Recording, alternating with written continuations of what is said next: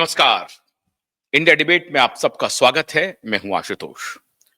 दोस्तों, आज शो पे आने के पहले मैंने अपने बहुत सारे सीनियर पुलिस ऑफिसर मित्रों से बात की और ये जानने की कोशिश की कि सैफ के मामले में जो सैफ पर हमला हुआ है उसकी सच्चाई क्या है और उनकी जो पुलिस की जो नजर है वो इस घटना के बारे में क्या कह रही है, वो किस रूप में इसे देख रहे हैं। उन्होंने जो कुछ भी कहा वो बहुत ही चौंकाने वाला है। 16 जनवरी को सैफ अली खान अस्पताल में भर्ती होते हैं और 21 जनवरी को महज 5वें दिन, 4 दिन समझिए मोटे तौर पर, 4-5 दिन के अंदर सैफ अली खान जिस प्रकार से हॉस्पिटल से बाहर आते हैं, जिस प्रकार की उनकी पोस्चरिंग है, वो संकेत करता है कि सैफ को ऐसा लगता है कि कोई कुछ हमला हुआ ही नहीं हो। और आज मित्रों, मेरा सवाल उन पत्रकारों से है जिन्होंने बहुत ही गलत तरीके से अपना रोल प्ले किया था दिशा और सुशांत के मामले में। आज दिशा और सुशांत की सुनवाई शुरू हो गई है, जो मैंने अभी कुछ देर पहले आपको दिखाया है। ये लोग, ये जो मुट्ठी भर लोग हैं जो बॉलीवुड की दलाली करते हैं और जिम्मेदार मीडिया के नाम पर, जिम्मेदार मीडिया के नाम पर खुद को पॉलिटिकल एडिटर, कंसल्टिंग एडिटर, ऐसे ऐसे पदों पर बैठे हुए लोग, बड़े बड़े सैटेलाइट चैनल में बैठे हुए पत्रकार, वो कह रहे हैं कि अभी इंक्वायरी हो रही है, इस पर हम लोगों को चर्चा नहीं करनी चाहिए, कंक्लूजन ड्रॉ नहीं करना चाहिए, इन्वेस्टिगेशन को इन्फ्लुएंस करना हो जाएगा और हम लोग एक जिम्मेदार चैनल हैं। बड़ी अच्छी बात है, जिम्मेदार चैनल है तो आप क्यों कंक्लूजन ड्रॉ कर रहे हैं? एक तरफ एक व्यक्ति ये कहने पे लगा हुआ था कि हमें सोच समझ करके बात करनी चाहिए, दूसरी तरफ उसी संस्थान का एक पॉलिटिकल एडिटर कह रही है, जो कह रही है कि मैं पिछले 20-25 वर्षों से मुंबई को कवर करती रही हूं, उस इलाके में जाती रही हूं। वो लेडी पॉलिटिकल एडिटर कह रही हैं कि पुलिस जो कुछ भी कह रही है बिल्कुल सही कह रही है। जो कुछ भी सैफ अली खान के घर से जो कुछ भी बातें आ रही हैं वो बिल्कुल सही है। बिल्कुल सही है कि एक व्यक्ति चढ़ के ऊपर गया और उनको हमला किया, हमला करके बाहर आया। और ये जो बांग्लादेशी एक नेशनल है जिसको गिरफ्तार किया गया है, ये बिल्कुल सही है। ये दोनों पत्रकार मिलकर के खुद कंक्लूजन ड्रॉ कर रहे हैं कि जो पुलिस कह रही है वो बिल्कुल सही है और उन्हें पुलिस की ही बात को माननी चाहिए, उसमें कोई लूपहोल्स नहीं ढूंढना चाहिए, कोई गलती पुलिस नहीं कर रही है। बेशर्मी की पराकाष्ठा पर है मुंबई पुलिस, लेकिन ये दोनों पत्रकार महोदय बैठ करके कह रहे हैं कि नहीं, जो कुछ भी पुलिस कह रही है वो बिल्कुल ठीक कह रही है। पुलिस से ये नहीं पूछा जा रहा है कि किसी को छत्तीसगढ़ से उठा लिया फिर कोई प्रभावती से कैसे मिल गया। पुलिस को ये कोई सवाल ना पूछे कि जिस व्यक्ति को आपने उठाया है और जिस व्यक्ति का आपने वीडियो और फोटो रिलीज किया है, फॉरेंसिक साइंस के एक्सपर्ट ने, जिसको एक मीडिया समूह ने ही उसकी विस्तृत डिटेल जांच करवाई और खबर आ रही है दैनिक भास्कर के हवाले से। मेरे बहुत सारे पुलिस ऑफिसर्स मित्र ने उस फॉरेंसिक जांच का हवाला दिया। उन्होंने कहा कि दैनिक भास्कर ने इसकी जांच करवाई है और वो फॉरेंसिक रिपोर्ट ये कह रहा है कि जिस व्यक्ति को पुलिस ने अभी डिटेन किया है बांग्लादेशी नेशनल कह करके, और जिस व्यक्ति का वीडियो रिलीज हुआ है, जिस व्यक्ति का फुटेज रिलीज हुआ है, फोटोग्राफ रिलीज किया है, जो डिजिटल फोटोग्राफ कहा जा रहा है, कि बहुत ही स्पष्ट वीडियो आ गया है, पुलिस के सामने हाथ लग गई है, उनके और जिसको डिटेन किया है अभी, उनके बीच में कोई रिश्ता नहीं है। ये दोनों एक नहीं है। दोनों के वीडियो, दोनों के फोटोग्राफ नहीं मिल रहे हैं। ये दोनों अलग-अलग पर्सन हैं। लेकिन पुलिस पर सवाल नहीं पूछना चाहिए। ये पॉलिटिकल एडिटर कह रही थी कि पुलिस पर सवाल नहीं पूछना चाहिए। और वो जो जिम्मेदार पत्रकार हैं, उनके कुकृत्यों की पूरी एक श्रृंखला पूरे मीडिया सर्किल में सब लोगों को मालूम है कि उनका जो कुकृत्य रहा है, वो मीडिया के बहुत सारे लोग लगभग जानते हैं, कम से कम टेलीविजन मीडिया के। उनकी चरित्रहीनता के बारे में पूरी मीडिया जानती है और वो किस प्रकार से चरित्र का झंडावरदार बनकर के कह रहे हैं कि नहीं, हमें एक जिम्मेदार नेटवर्क होने के नाते सोच समझ करके बयान देना चाहिए। तो क्या करिएगा साहब, ये कलयुग है। इस कलयुग में हंस चुनेगा दाना और कौवा मोती खाएगा। तो कौवा मोती खा रहा है और हंस दाना चुन रहा है। यही हालात है। इस प्रकार के व्यक्ति जो फ्रॉड करके, झूठ करके हम जिम्मेदार पत्रकारिता कर रहे हैं, वो बड़े-बड़े पदों पर बैठे हैं, मोटी कमाई कर रहे हैं। और मोटी कमाई कराने वाला जो तंत्र है, उस तंत्र के खिलाफ जाएगा कैसे? उसमें वो पुलिस भी शामिल है और वो बॉलीवुड भी शामिल है। तो उस बॉलीवुड के खिलाफ कैसे जाएगा? उस पर सवाल भी नहीं पूछना चाहिए। लेकिन इस देश के बड़े-बड़े मूर्धन्य पुलिस ऑफिसर, डीजीपी रैंक के पुलिस ऑफिसर, उनसे मेरी बातचीत हुई और उन्होंने कहा कि ये फॉरेंसिक रिपोर्ट जो दैनिक भास्कर ने करवाई है, ये बिल्कुल ऑथेंटिक है और ये जांच बिल्कुल ऑथेंटिक है कि ये व्यक्ति जिसे डिटेन किया गया है और जिसके फोटोग्राफ को मुंबई पुलिस ने रिलीज किया था पहले, वो दोनों दो है। तो साहब, सबसे पहली बात तो है कि मुंबई पुलिस की झूठ यहीं पकड़ी गई है। अब कहा जा रहा है कि झाड़ियों में भी छिपा हुआ था, ये झाड़ियों में भी ढूंढने के लिए पुलिस गई थी। ये भी सवाल दिल्ली मुंबई पुलिस से नहीं पूछा जाना चाहिए। कौन है वो इलाका साहब, वो साफ झाड़ी वाड़ी वहां पर नहीं है। तो कहा जा रहा है कि झाड़ियों में 2 घंटा तक ये शख्स जो है जिसे गिरफ्तार किया है, उसको बिठा करके रखा था। बांग्लादेश में भी है, जिसको मेरी संवेदना है इस व्यक्ति के प्रति। अब अभी मैं सब बात बता रहा हूं आपको, ये कबूलनामा पर भी मैं आऊंगा। उसी पुलिस ऑफिसर ने ये बात कही है मुझे। इनके पिता से कहवा लिया कि वो इल्लीगल तरीके से भारत गया है और यूं ही घर छोड़ करके चला गया है। ये भी बातें आ रही हैं कि वो एक हैबिचुअल ऑफेंडर है और बहुत सारे अपराध में शामिल रहा है। उसके खिलाफ बहुत सारे कंप्लेंट बांग्लादेश की ही पुलिस में है। अब ये सारी बातें आ रही हैं। वो अवैध तरीके से भारत पहुंचा था और किसी प्रकार से मुंबई पहुंच गया और वहां जो अपना उसने आधार कार्ड बनवाया, वो एक हिंदू नाम रखा, समदास रखा और उस तरीके से वो वहां पर ऑपरेट कर रहा था। फिर वो कहीं काम कर रहा था और इस प्रकार से वो 11 और 12वें फ्लोर पर पहुंच गया था। पुलिस की थ्योरी ये कह रही है। मैंने अपने पुलिस ऑफिसर फ्रेंड से जानने की कोशिश की कि साहब ये बताइए कि पुलिस ने जिसे गिरफ्तार कर लिया है और उसने अपना अपराध कबूल कर लिया है, फिर तो पुलिस की बात को माननी पड़ेगी, जो कुछ भी कह रहे हैं। कहा हाँ, बिल्कुल माननी पड़ेगी साहब, ऐसे ही लोग मानते रहे हैं। पुलिस का इतिहास उन्होंने बताया कि ऐसे कबूलनामे से, फर्जी कबूलनामे से भरा पड़ा है और जबरदस्त एग्जाम्पल उन्होंने दिया।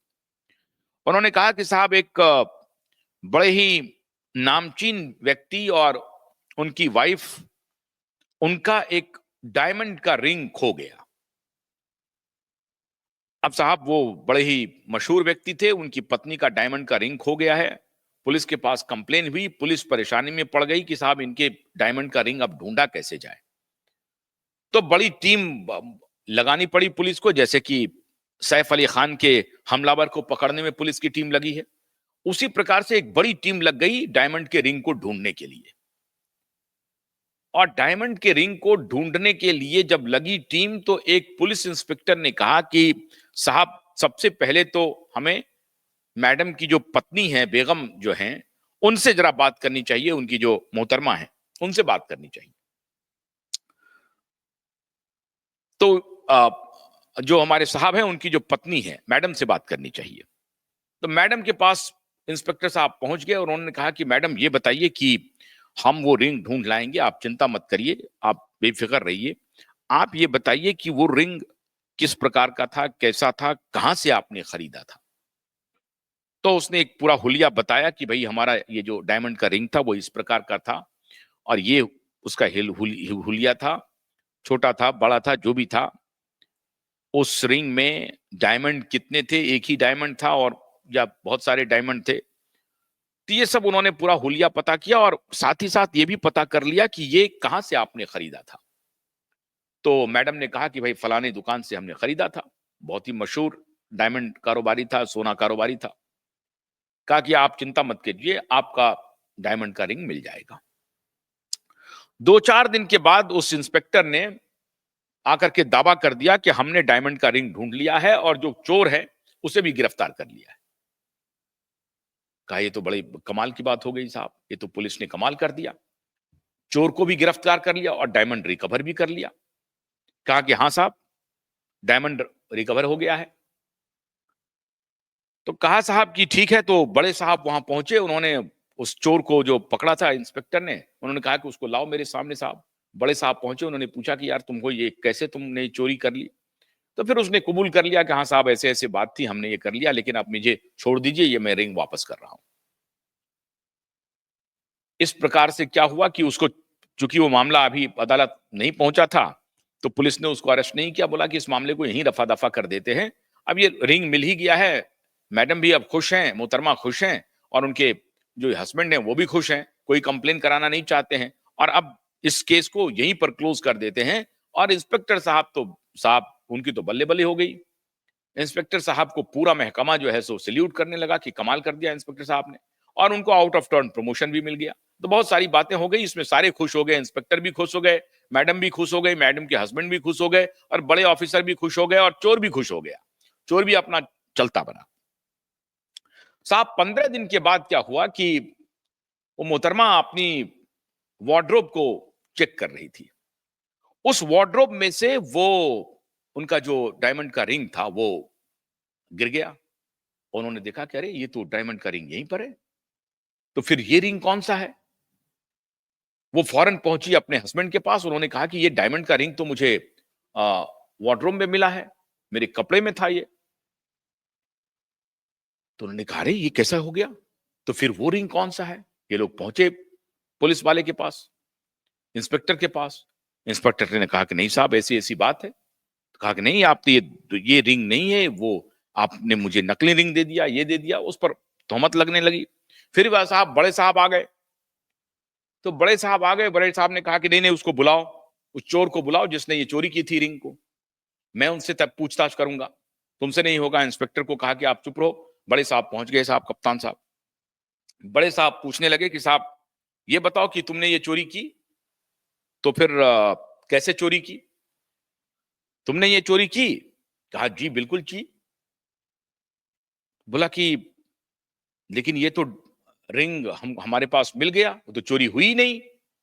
बोला साहब चोरी नहीं हुई तो क्या हुआ, मैं तो, आप मुझे कहलवा लो, हम तो पुतिन की भी चोरी कर लेंगे, ट्रंप की भी चोरी कर लेंगे, मुझे क्या है, आपको मिल गई कोई बात नहीं है, लेकिन चोरी मैं कर लेता हूं साहब। बोला कैसे कर लेते हो? बोला कहने पर कर लेता हूं। बोला किसके कहने पर? तो बोला जो आप कहलवाना चाहते हो वो कहलवा लो हमसे, मैं कह दूंगा, यही तो मेरा धंधा है। बोला कैसी बात करते हैं आप? बोला हाँ साहब, मैं यही काम करता हूं, जब भी मेरे पुलिस वाले मुझे बुलाते हैं मैं पहुंच जाता हूं और मैं कबूल कर लेता हूं। मैं कहता हूं कि ये पूरा, आप इसमें से किसी को भी पकड़ के लाओ, मैं तो ट्रंप का भी पकड़ के ला सकता हूं, अमेरिका के प्रेसिडेंट का अगर कोई चीज खो जाए तो उसे भी मैं ही चुरा लेता हूं साहब। अब बोला कि चुरा करके कबूल भी कर लेते हो? बोला हाँ बिल्कुल कबूल कर लेते हैं। फिर वो कप्तान साहब ने कहा इंस्पेक्टर साहब की तरफ देख करके कि ये जो साहब, ये जो नाटक चल रहा है ये क्या आपने कर दिया? तो बोला कि हुजूर आपका मैं पूरा अनुयायी हूं, आप ही ने मुझे पाला पोसा है। अब साहब ये है कि ये आ गई थी, हमारे ऊपर दबाव था, मैं रिंग कहाँ ढूँढता साहब। तो मैंने अपनी पूरी ताकत लगा दी और जिस तरह से मैडम नाराज़ थीं, दुखी थीं, उनके दुःख को मैं बर्दाश्त नहीं कर सका। मैंने कहा कि साहब जैसे-तैसे हो मैं ये रिंग बना करके मैं उनके पास गया सुनार के पास और वो रिंग बनवा करके इनको लाके दे दिया। तो बोला क्या आपने सुनार को पैसे-वैसे दिए? बोला कि साहब वो सब चलता रहता है हम लोगों का। वो मैंने बनवा करके इनको दे दिया। हमारा अब आप जो करें, आप मुझे नौकरी से निकाल दें या मेरे ऊपर मेहरबानी कर दें। अब आपकी दया पर है। मोहतरमा ने कहा कि चलो साहब अब ये 2-2 रिंग हमारे पास आ गए, रहने दो। बोला ये रिंग ले जाओगे? बोला अगर आप दे देंगे तो मैं सुनार को दे दूँगा, उसका भला हो जाएगा बेचारे का। तो बोला कि ठीक है ये रिंग जिससे आपने बनवाया उसको वापस कर दो, लेकिन ये काम दोबारा मत करना। जी बोला जी माए बाप मैं दोबारा नहीं करूँगा ये काम। अब इस प्रकार से साहब पुलिस इंस्पेक्टर भी खुश हो गया, वो दुकानदार भी खुश हो गया, जिससे वो डायमंड का रिंग बनवा करके अपनी धौंस दिखा करके पुलिस वाले लाए थे। वो दुकानदार भी खुश हो गया कि चलो इंस्पेक्टर साहब ने वो रिंग हमको वापस कर दिया, मैं कहीं और बेच दूँगा। उनको उनका जो पुराना रिंग था वो वार्डरोब में मिल गया। इंस्पेक्टर भी खुश, दुकानदार भी खुश और वो चोर जो था, उसने कहा कि साहब मेरा क्या है, मुझे तो ये बल मारते हैं लठ, लठ मारते हैं और वो मैं कबूल कर लेता हूँ और फिर ये लठ खाने के मुझे कुछ बख्शीश दे देते हैं, कुछ पैसे दे देते हैं, तो मेरा अपना इस तरह से चलते रहता है। कहीं कोई चोरी होती है तो मैं चोरी को फटाक से कबूल करने का ही मेरा धंधा है। तो साहब पुलिस वाले किस प्रकार से फिर उन्होंने कहा कि आशुतोष जी, पुलिस वाले किस प्रकार से लोगों को गुनाह कबूल करवाते हैं, इसकी पूरी हिस्ट्री किसी भी अदना पुलिस ऑफिसर से पूछेंगे वो बता देगा।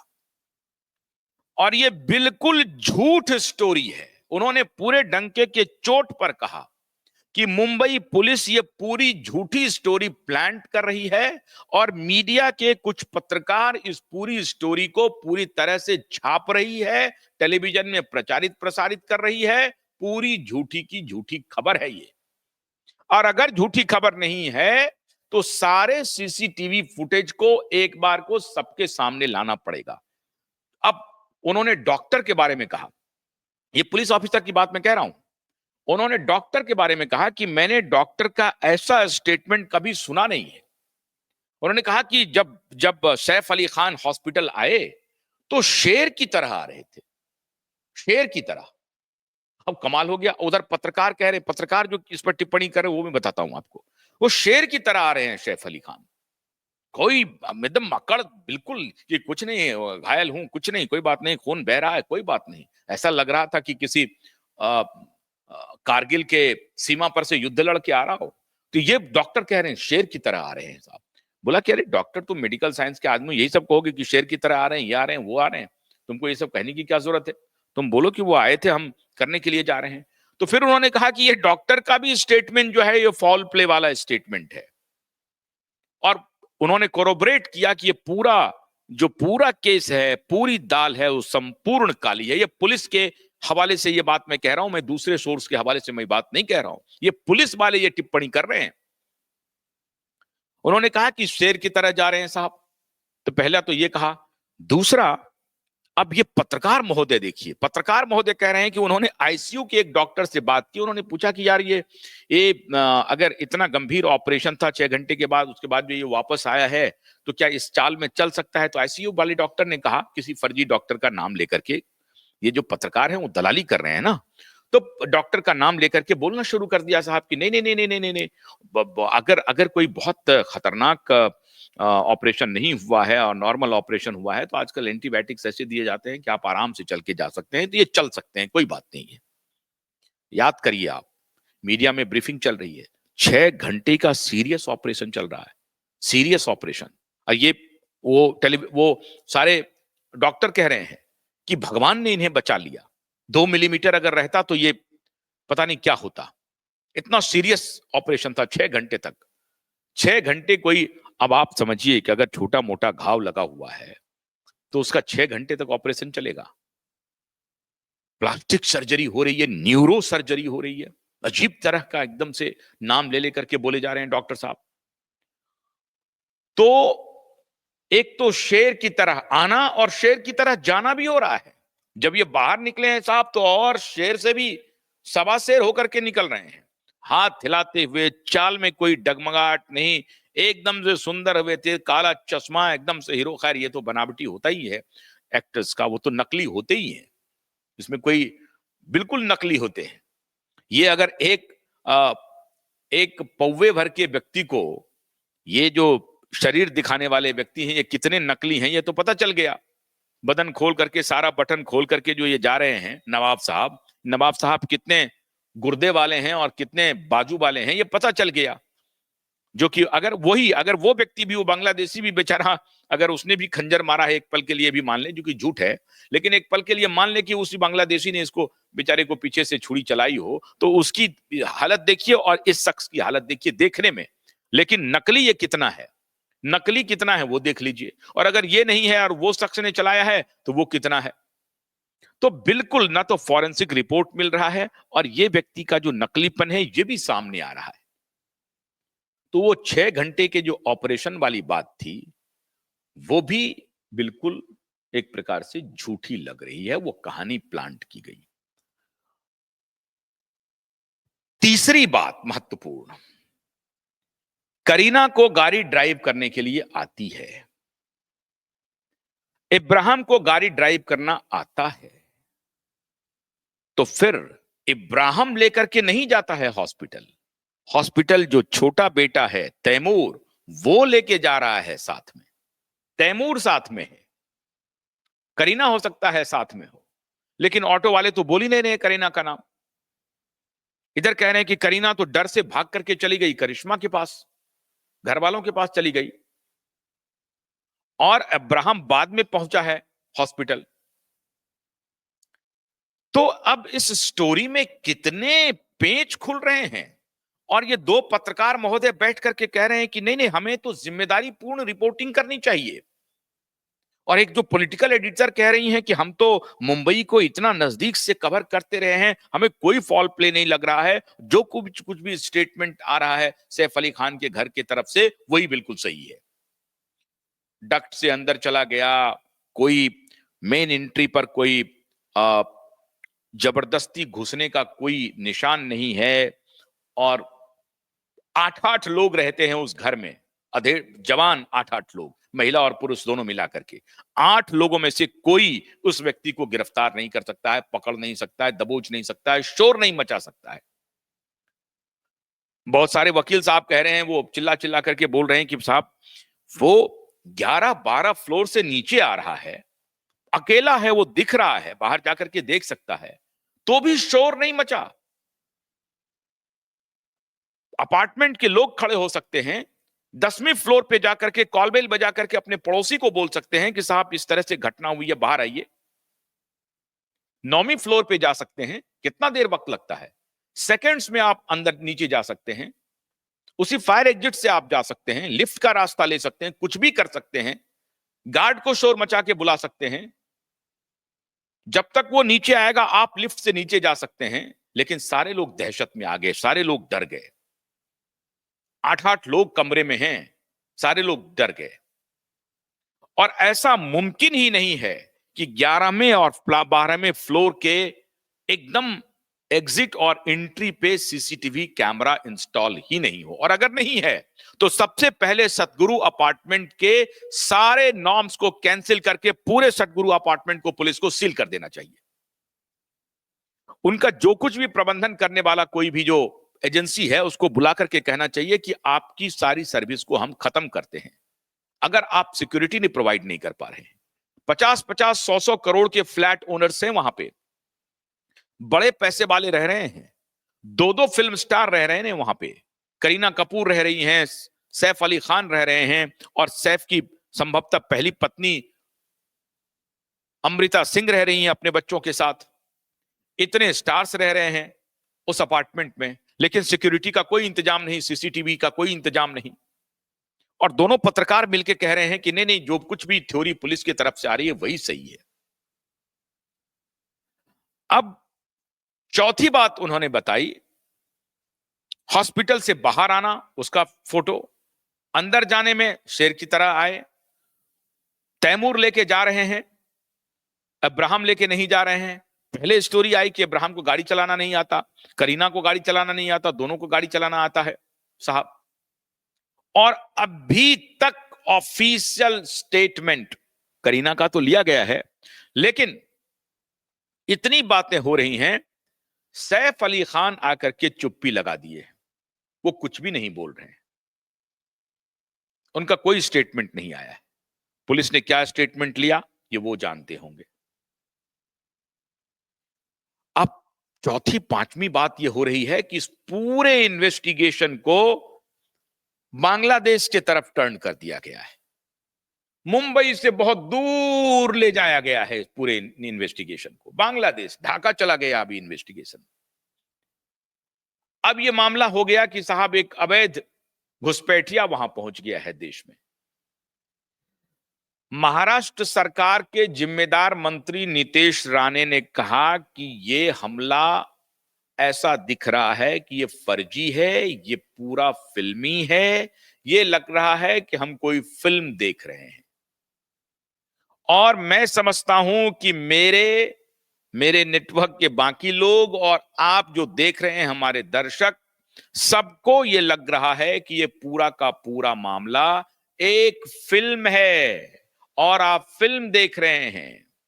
मैंने आपको कल ही बताया था कि बकिंघम मर्डर जो पेश किया है करीना कपूर ने और उसको जो डायरेक्ट किया है हंसल मेहता ने, इन दोनों का इतिहास मैंने कल आपको बताया था कि किस प्रकार से ये मुस्लिम कम्युनिटी को ठीक से पेंट करने के लिए, उसके उसके उसके सही चरित्र चित्रण करने के लिए ये किस प्रकार से फिल्मों का सहारा ले रहे हैं ये लोग।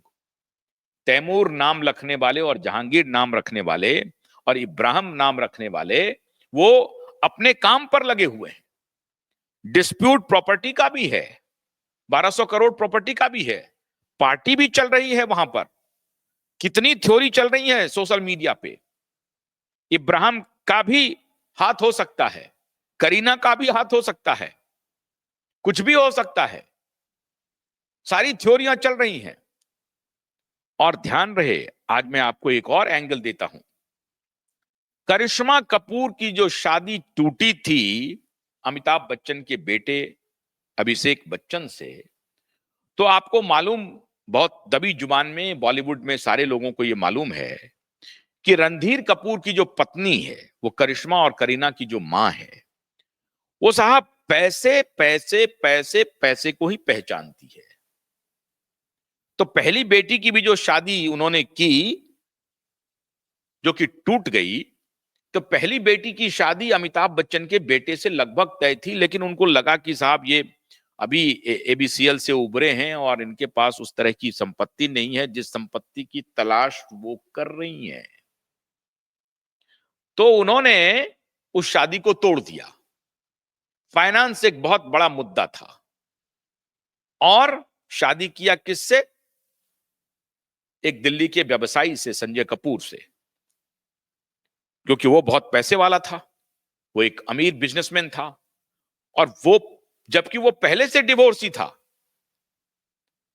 करिश्मा का जो पहला पति है वो डिवोर्सी था, लेकिन करिश्मा से शादी की गई, वो कोई लव अफेयर नहीं था, दोनों मिल गए और बड़ा पसंद आने लगे, थोड़ा बहुत हुआ होगा, लेकिन उनकी मां ने बजाबता एक प्लॉट तैयार किया और करिश्मा की शादी हुई दिल्ली के बिजनेसमैन से। फिर वो शादी बहुत लंबे समय तक नहीं चली, वो शादी टूट गई। खैर, ये बहुत दुखद रहा, वो शादी टूट गई, लेकिन उस शादी के पीछे का जो सबसे बड़ा फैक्टर था वो पैसा ही था। वो अमीर घराने में शादी करना चाहती थी और करीना के बहुत सारे अफेयर चले इनके साथ, उनके साथ, उस जिनके जिनके भी साथ अफेयर चल रहे थे उनका कोई फाइनेंशियल बैकअप बहुत मजबूत नहीं था। तो उन्होंने कहा कि साहब ये जो सैफ अली खान है ये तो बड़े मिल्कियत के मालिक हैं साहब, भोपाल में इनका हजारों करोड़ प्रॉपर्टी है। अब वो हालांकि 15,000 करोड़ की प्रॉपर्टी डिस्प्यूट में चली गई है, 15,000 करोड़ की है कि 1600 करोड़ की है, अब पता नहीं। 100 एकड़ लैंड का मामला है, बहुत सारे कुछ महल वहल भी हैं भोपाल में, कुछ होटल्स को उन्होंने दिया हुआ है। अब खुदा जाने कि उसकी स्थिति क्या है, ये तो सैफ अली खान ही बताएंगे, हमारा उसमें कोई दिलचस्पी भी नहीं है, हमारा कोई इंटरेस्ट भी नहीं है। लेकिन ये हजारों करोड़ की जो मिल्कियत है वहां पे, वो भी एक कारण था करीना के इनके तरफ आकर्षित होने का। और फिर ये नवाब अली खान पटौदी और शर्मिला टैगोर के पुत्र, तो एक लेगेसी बहुत जबरदस्त, जमींदार घराने का, पटौदी घराने का, प्रॉपर्टी बहुत, हजारों करोड़ की मिल्कियत, और शर्मिला के पुत्र, पटौदी साहब क्रिकेटर के पुत्र। तो ये सब कुछ मिला करके ये पैकेज तैयार हुआ। और करीना ने पैकेजिंग की, कोई कोई अफेयर नहीं हो गया जो बिल्कुल से शादी के लिए ये जान गंवा देती और नसें काट लेती है, ऐसी कोई स्थिति नहीं बनी थी करीना जी का। करीना जी ने पैकेज तैयार किया कि ये पूरा पैकेज में डील ठीक मिल रहा है, और फिर डील तैयार करके ये पहुंच गए। और ये तो साहब आपको मालूम ही है, ये तो उसी की संतति से आ रहे हैं जहां एक शादी, दो शादी, तीन शादी तो मामूली बात है साहब, पूछने की भी जरूरत नहीं है। तो एक से शादी हो गई, अब उसको छोड़ा। आमिर खान साहब भी 3 शादी कर चुके हैं, अभी शायद चौथी की तलाश में है। सलमान खान की तो कितनी शादियां हो गई अघोषित रूप से, कितनी टूट गई वो पता ही नहीं है, 60 के हो गए हैं।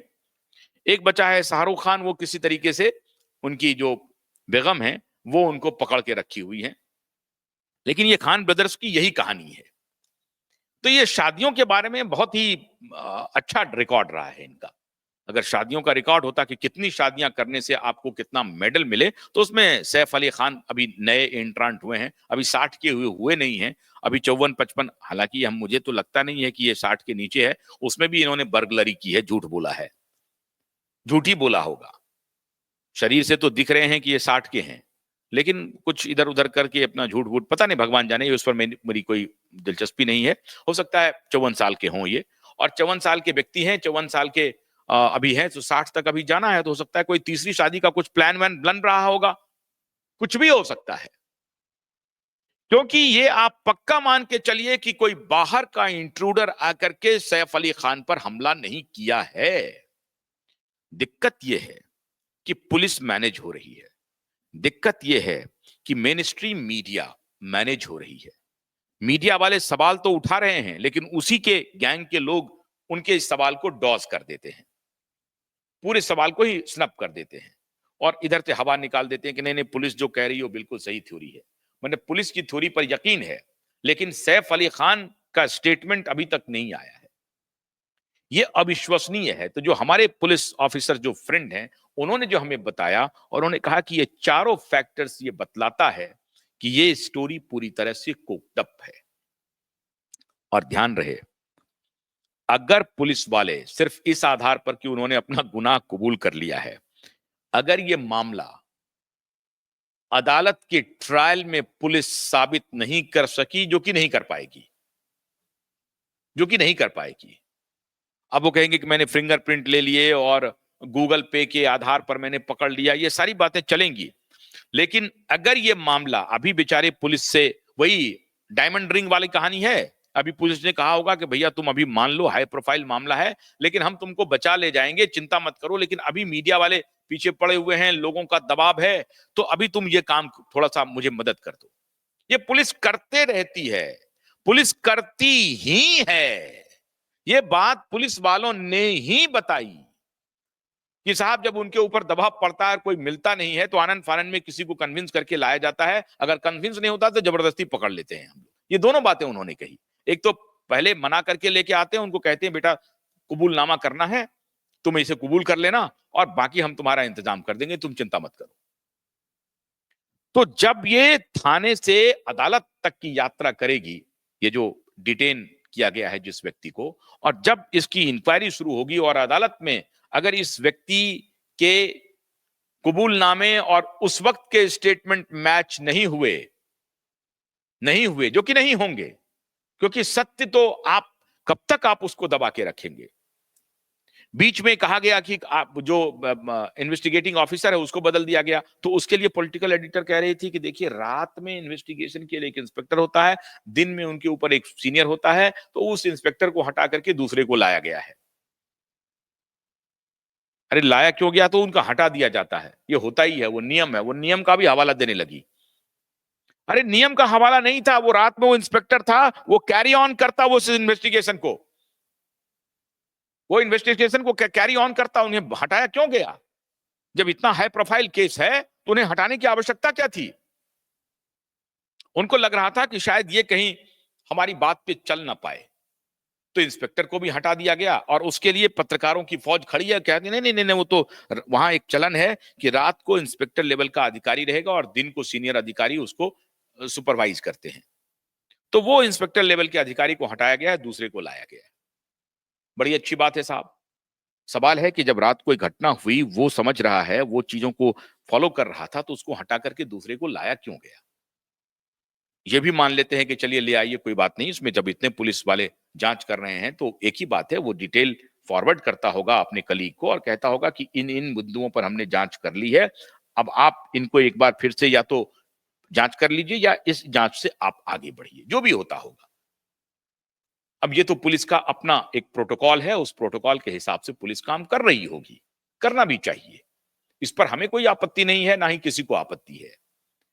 सवाल है कि पुलिस अगर इन बातों को अदालत में साबित नहीं कर पाएगी, या कुछ दिन जैसे सुशांत और दिशा का उतना बड़ा मामला जिसमें 2 लोगों की मौत हो गई, उसको 5 साल इन्होंने टाल दिया और उसको साइफन ऑफ करने की कोशिश की। खुशी की बात है कि 22 जनवरी को सुनवाई शुरू हो गई, कल सुनवाई शुरू हो गई, 5 फरवरी की तारीख लग गई, क्यूवाइड नेटवर्क की मुहिम रंग लाना शुरू कर चुकी है और वो अब दूध का दूध पानी की पानी होने की तरफ बढ़ रहा है। लेकिन क्या इस मामले को भी लिंगर ऑन कर दिया जाएगा और जो असली घटना घटी है वो बात कभी प्रकाश में आएगी ही नहीं? ऑटो वाले को बुला करके 11,000 रुपया दे दिया, ऑटो वाले चुप। ऑटो वाले को कह दिया, गार्ड कोई दिखाई नहीं पड़ रहा है, अभी तक कोई डिटेन नहीं किया है पुलिस ने उस अपार्टमेंट से रिलेटेड किसी व्यक्ति को।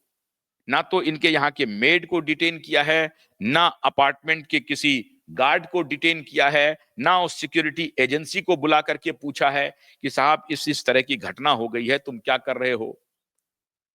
सीसीटीवी का फुटेज एक दो कहीं पर खंगाल लिया गया है, जो रिलीज किया गया है मीडिया में सीसीटीवी फुटेज वो सिर्फ और सिर्फ 2 है, एक जाने का और एक आने का, फ्लोर नंबर 6 का, और बाकी जगह का सीसीटीवी फुटेज मीडिया में नहीं किया गया। उस पुलिस के ऊपर सवाल उठ रहे हैं। पुलिस कोई डिटेल्ड प्रेस कॉन्फ्रेंस नहीं कर रही है। क्यों साहब? क्योंकि इसमें कोई सबूत को मिटा देगा या क्रिमिनल भाग जाएगा, ऐसा कुछ होने वाला नहीं है। जब आपने दे दिए हैं, रिलीज कर लिए हैं, तो जो अपराधी है वो तो देख ही रहा होगा टीवी पर। अगर आपने पकड़ लिए हैं तब तो अच्छी बात है, आपने पकड़ ही लिया है। नहीं पकड़ा है तो वो तो देख ही रहा होगा। तो आप डिटेल्ड प्रेस कॉन्फ्रेंस करके मीडिया को क्यों नहीं बताते हैं कि साहब ये सारी घटनाएं हुई, और इस तरह से कोरोबरेट क्यों नहीं कर रहे हैं? पहले आपने कहा कि चोर है मामूली, फिर आपने कहा कि नहीं ड्रेडेड क्रिमिनल है, हार्डन क्रिमिनल हो सकता है। ये थ्योरी आप ही ने चलाई। अब मीडिया में दलालों को कह दिया कि नहीं आप ये चलाओ कि एक चोर आया था, और चोर को ये पता नहीं था कि वो किस घर में है। पहले पता था कि नहीं, चोर को पहले पता था कि ये घर जो है फिल्म स्टार का घर है, 11-12 फ्लोर। लेकिन अब आपने थ्योरी चला दी कि नहीं, चोर को मालूम ही नहीं था कि ये सैफ अली खान का घर है, करीना कपूर का घर है। तो सैफ को देख करके ही वो घबरा गया। तो घबराने के बाद उसने 6 हमले कर दिए। हमले ऐसे कर दिए कि 6 घंटे तक ऑपरेशन हुआ, और 6 घंटे तक ऑपरेशन होने के बाद जब ऑपरेशन के लिए जा रहा था तो शेर की तरह आ रहा था, और जब निकला तो चबा शेर की तरह निकला। टोटल कंफ्यूजन, टोटल झूठ, टोटल बोगस, सारे आर्गुमेंट्स बोगस। लेकिन निर्लज्जता की पराकाष्ठा पार कर रही मुंबई पुलिस को इससे कोई फर्क नहीं पड़ता है, कोई फर्क नहीं पड़ता है। अब नितेश राणे ने कहा कि ये पूरा का पूरा फिल्मी स्क्रिप्ट है, ये नाटक चल रहा है। नितेश राणे का मुझे लगता है सोल अपनी जगह पर है। नितेश राणे ने दिशा और सुशांत के मामले में भी बहुत सवाल उठाए, और आज मैं बधाई दे रहा हूं देवा भाऊ को, कि देवा भाऊ से जो मैंने कहा था ना कि देवा भाऊ जब फोटो खिंचवा रहे हैं तो ये मत समझिएगा कि उन्हीं के हो जा रहे हैं, फोटो कोई और बात है। इधर मामला चल रहा है एसआईटी का, और अब जो अदालत ने जो संज्ञान लिया है, एक बात और जान लीजिए मुंबई पुलिस वाले, चीफ जस्टिस आलोक अर्धे आ गए हैं और उनकी नजर सब पर रहेगी। कौन कहां फर्जी केस ला करके बढ़ा रहा है, डिस्ट्रिक्ट कोर्ट, इधर कोर्ट, उधर कोर्ट, सेशन कोर्ट, सब पर नजर रहेगी। और अदालत में आपने अगर कोई मैनेज करने की कोशिश की लेन देन करके तो चलेगा नहीं। इसलिए आपने जिसको गिरफ्तार किया है उसकी सत्यता आपको स्थापित करनी पड़ेगी। उसको आप असत्य साबित नहीं, अगर असत्य साबित हो गया कि आप जो कुछ भी कर रहे हैं वो गलत है, तब क्या होगा? तब होगा, मेरे पुलिस वाले मित्रों ने बताया, पुलिस मित्रों ने बताया कि सैफ और करीना दोनों पर मुकदमा चल सकता है। ये दोनों बहुत ही आइकॉनिक फिगर हैं, स्टार हैं, देश इनको सम्मान करता है, और ये दोनों लोग अगर झूठ बोल रहे हैं सरेआम आकर के, तो इनके ऊपर बहुत गंभीर सवाल उठेंगे और इनके खिलाफ मुकदमा भी चल सकता है और इन दोनों की गिरफ्तारी भी हो सकती है। अगर यह बात साबित हो गई कि सैफ और करीना ने ये पूरा स्टोरी कुक किया है और उसे फ्लोट किया है, मामला कुछ और है, किसी बात को छिपाया गया है, हमलावर कोई और है। अब हमलावर 8 लोगों में से कौन है? महिला है, पुरुष है, कौन है? लेकिन मेरे पुलिस मित्रों ने साफ साफ कहा कि जिसे डिटेन किया गया है और जो फोटो रिलीज हुआ है उसका फॉरेंसिक रिपोर्ट दैनिक भास्कर ने बता दिया है कि वो दोनों एक नहीं है। तो यह स्पष्ट हो गया है, पुलिस को यह साबित करनी पड़ेगी कि जो डिजिटल फोटोग्राफ है जिस जो आपने रिलीज किया है और जिसको आपने डिटेन किया है, वो दोनों एक नहीं है। फिर पहले किसी दो को डिटेन किया था। तो सिक्योरिटी एजेंसी, गार्ड और 8 लोग जो वहां मौजूद हैं उनके कमरे में, और 11-12 फ्लोर के सीसीटीवी फुटेज, इनको आपको देना पड़ेगा। अगर वो फुटेज वहां पर, अगर सीसीटीवी फुटेज 11-12 फ्लोर पर काम नहीं कर रहे हैं तो वो भी आपको बताना पड़ेगा। सिर्फ 6th फ्लोर का सीसीटीवी कैमरा काम कर रहा है, ये भी आपको बताना पड़ेगा। पूरे स्टेयरकेस में सिर्फ 6th फ्लोर का सीसीटीवी कैमरा काम कर रहा है।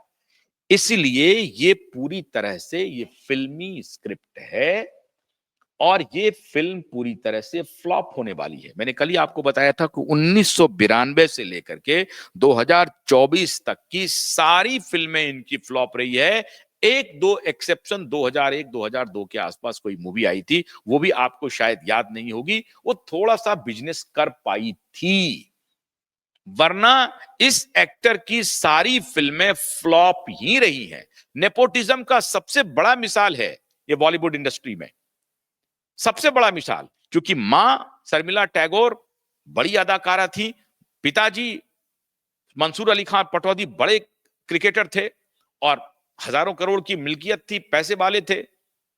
और जो एक लीनियज अगर आप देखें शर्मिला टैगोर की, रवि टैगोर की परिवार से जो एक संबंध है, उस सबका एक पैकेज जो मिला, वो लाभ मिला इस व्यक्ति को, सैफ अली खान को। वरना इस व्यक्ति में कोई दम नहीं है, एक्टिंग कुछ नहीं है, ना शक्ल है उस प्रकार की और ना ही कोई बहुत जबरदस्त एक्टिंग है, क्योंकि फ्लॉप ही होते रहे।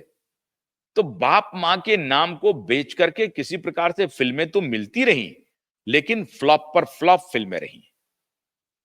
तो इनका जो भी आप देख रहे हैं कि बाहर निकले हैं शेर की तरह, और डॉक्टर ने कहा कि अंदर जब आ रहे तो उस वक्त भी शेर की तरह, तो 6 घंटे का ऑपरेशन। मेरे पुलिस मित्र ने कहा कि साहब मैंने ऐसा कोई डॉक्टर का कभी मैंने नहीं इस प्रकार का इंटरव्यू देखा है जो डॉक्टर आके कह रहे हैं शेर की तरह चलते आए। अरे भाई, आप मेडिकल प्रैक्टिशनर हैं, जो डॉक्टर जो आए हैं आप उनको देखिए कि आपका मेडिकल ऑब्जर्वेशन क्या कह रहा था। तो शेर की तरह से आए, आप क्यों उनको महिमा मंडित करने में लगे हुए हैं? शेर की तरह आए हैं, इस स्टेटमेंट का क्या मतलब है? बहुत फाइन फाइन लाइन उन्होंने ड्रॉ किया, मेरे पुलिस मित्र ने बहुत फाइन लाइन ड्रॉ किया कि भाई ये वो क्यों कह रहा है शेर की तरह आ रहे हैं, वो उनको उनको क्या कह रहे हैं, वो क्या बतलाना चाह रहे हैं? तो ये पॉलिटिकल एडिटर कह रहे हैं कि नहीं, वो इसलिए बतलाना चाह रहे थे कि उनको लगा कि नहीं, बड़ा हिम्मत रखा हुआ है, 6 जगह पर इतने खतरनाक हमले हुए हैं। खतरनाक हमले हुए हैं तो फिर जो दूसरे पत्रकार हैं उन्होंने कहा कि मैं आईसीयू के डॉक्टर से फोन करके बात किया, उन्होंने कहा कि नहीं, अगर कोई खतरनाक जख्म नहीं है, बहुत गंभीर जख्म नहीं है, तो मामूली एंटीबायोटिक से आप 2-4 दिन में उसी प्रकार से चल सकते हैं जिस प्रकार से सैफ अली खान बाहर निकल के चल रहे थे। आज तक मैंने ऐसे किसी पेशेंट को नहीं देखा है, आज तक। और वो डीजीपी लेवल के ऑफिसर, उन्होंने कहा कि मैंने तो ऐसा कोई पेशेंट नहीं देखा जिसके 6 जगह जख्म हो और इतने हालत खराब हो, और 4 ही दिन में 16 जनवरी को एडमिट और 21 जनवरी को बाहर, 4 दिन में पूरी तरह से फिट। तो ये डॉक्टर का भी जो स्टेटमेंट है वो भी संदेह के घेरे में है। इसलिए अगर ये बात थाना से निकल करके अदालत तक पहुंचती है और अदालत में कोरोबोरेटिव फैक्ट्स ये पेश नहीं कर पाते हैं, मतलब पुलिस अगर नहीं कर पाती है, क्योंकि वहां तो ट्रायल होगा, तो ट्रायल में अगर ये केस नहीं टिका तो फिर ये बात साबित हो जाएगी कि ये पूरी स्टोरी फर्जी थी, क्योंकि ये मीडिया में रिपोर्टिंग्स है, सबके स्टेटमेंट्स हैं। तब फिर इसके तह की बात होगी। और जिस तरह हम आपको इशारा कर रहे हैं कि इसमें कोई भी स्टोरी हो सकती है, जो जिसका जिक्र मैंने कल भी किया था, वो 4-5 बातें हो सकती हैं। बेटा पुत्र के साथ क्या संबंध है, पत्नी और पुरानी पत्नी के साथ इनका क्या संबंध है, फिर वो मेड और जो दूसरे मेल मेड हैं उन लोगों के बीच में क्या रिश्ता है। कोई इंट्रूडर, कोई जबरदस्ती नहीं आया है, ये पूरा फ्रेंडली एंट्री है। अगर कोई बाहर से आया है तो किसने आखिर में चाकू चलाया है, वो जिसे पुलिस ने गिरफ्तार किया है या वो जो अभी तक पर्दे के पीछे है। तो अदालत पर्दे के पीछे भी तहकीकात करने की कोशिश करेगी। अगर अदालत आलोक अर्धे जैसे जस्टिस के देखरेख में ठीक से चला तो, अगर उपाध्याय जैसे जस्टिस के देखरेख में चला तो कुछ भी हो सकता है, चंद्रचूड़ जैसे जस्टिस के देखरेख में चला तो कुछ भी हो सकता है, जैसा कि 4 साल 5 साल उन्होंने दिशा सुशांत के केस को अटकाया, भटकाया, लटकाया। और पुलिस अभी इस केस को ढाका लेके ऑलरेडी जा चुकी है। इस पर एक पॉलिटिकल टग ऑफ वॉर शुरू हो गया है। संजय निरुपम कुछ कह रहे हैं और नीतीश राणे कुछ कह रहे हैं। दिल्ली में भी टग ऑफ वॉर शुरू हो गया है। अब ये सैफ का मामला दिल्ली के पॉलिटिकल आबो हवा में तैरने लगा है, तो दिल्ली में भी पॉलिटिक्स गरमाएगी इस मुद्दे पर, तो गरमाने दीजिए, कोई बात नहीं है। लेकिन एक बात तय है कि अगर अदालत के ट्रायल में यह मामला नहीं टिका, जो कि ट्रायल में जल्दी लेके जाना पड़ेगा पुलिस को, और अगर नहीं टिका तो सैफ और करीना दोनों जेल जा सकते हैं। तो इंतजार कीजिए नए खुलासे का। आशुतोष को अनुमति दीजिए। नमस्कार।